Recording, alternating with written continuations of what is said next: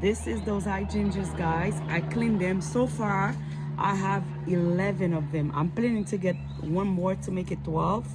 And yeah, I'm waiting for the other hydrangeas.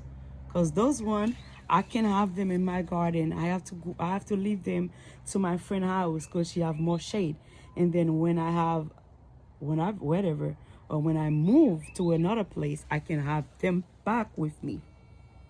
But now I purchase them because I love hydrangeas, but I can have them with me. I don't have shade to make them grow here. I don't have that. Yeah, I earned 11 and I'm gonna make one to make it 12. And some of them even have two. Like this one, you see this one? There's two plants over here. See? I can make two hydrangeas right here. And when they that bushy, you separate them, they're more happy. More air go through them and they making it really happy for them.